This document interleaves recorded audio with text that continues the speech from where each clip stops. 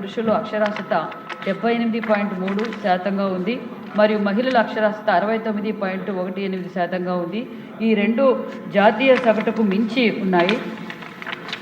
రెండో ప్రశ్నకు అధ్యక్ష, కృష్ణా జిల్లాలో 2022 కాలంలో కేంద్ర ప్రభుత్వం ప్రవేశపెట్టిన పఢనా లిఖనా అభియాన్ ఈ కార్యక్రమం కింద 15 సంవత్సరాలు మరియు అంతకంటే ఎక్కువ వయసు గల 7,454 మంది స్టూడెంట్స్కి వారి ప్రాథమిక అక్షరాస్యతం మరియు సంఖ్యా శాస్త్రాన్ని పూర్తి చేసి అంతేకాక 24-25లో understanding of life long learning for all the society program ద్వారా ఎన్టీఆర్ జిల్లాలో 7,000 మందికి స్టూడెంట్స్కి ప్రాథమిక సంఖ్యాశాస్త్రం మరియు అక్షరాస్యత తరగతులు నిర్వహించబడినది.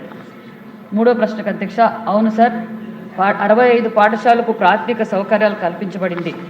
26/6/2018 తేదీ గల GOMS number 12 BC welfare department తేదీన 26/6/2018 ప్రకారం 65 కొత్త పాఠశాలలు మాత్రమే ప్రభుత్వం మంజూరు చేయడం జరిగింది. కానీ ఈ పాఠశాల భవనాలు మాత్రం మంజూరు చేయలేదు. 65 కొత్త సంస్థలు ప్రస్తుతం 18 పాఠశాలలు బాలికలు 8, బాలులకు బాయ్స్కి 10 అద్దెరహిత అంటే రెంట్ ఫ్రీ భవనాలు పనిచేస్తున్నాయి. మరియు మిగిలిన 47 పాఠశాలలు గర్ల్స్కి 23, బాయ్స్కి 24 ప్రైవేట్ అద్దె భవనాల్లో పనిచేస్తున్నాయి. మరి ఈ సత్యసాయి జిల్లాలో రొద్దం మరియు వైఎస్ఆర్ జిల్లాలో తుండూరులో ఈ సంస్థలు శాశ్వత భవనాల నిర్మాణ దశలో ఉన్నాయి. 22 సంస్థల శాశ్వత భవనాల నిర్మాణం కోసం అనువైన ప్రభుత్వం భూమికి గుర్తించింది మరియు ఎంజేపీ సొసైటీ కార్యదర్శి వివరణ కోసం పంపించడమైనది మరియు సమాధానం అందవలసి ఉంది. మిగిలిన 41 సంస్థల కోసం శాశ్వత పాఠశాల భవన నిర్మాణానికి అనువైన ప్రభుత్వ భూమి కేటాయించాలని సంబంధిత జిల్లా కలెక్టర్లకు ఇప్పటికే అభ్యర్థించినాం.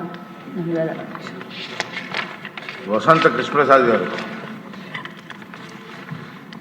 ధన్యవాదాలు అధ్యక్ష. బీసీలు తెలుగుదేశం పార్టీకి పట్టుకొమ్ములు కాబట్టి తెలుగుదేశం ప్రభుత్వ హయాంలో 65 పాఠశాలలు మంజూరు చేయడం జరిగింది అధ్యక్ష. కానీ తర్వాత వచ్చిన ప్రభుత్వం ఈ పాఠశాలలకు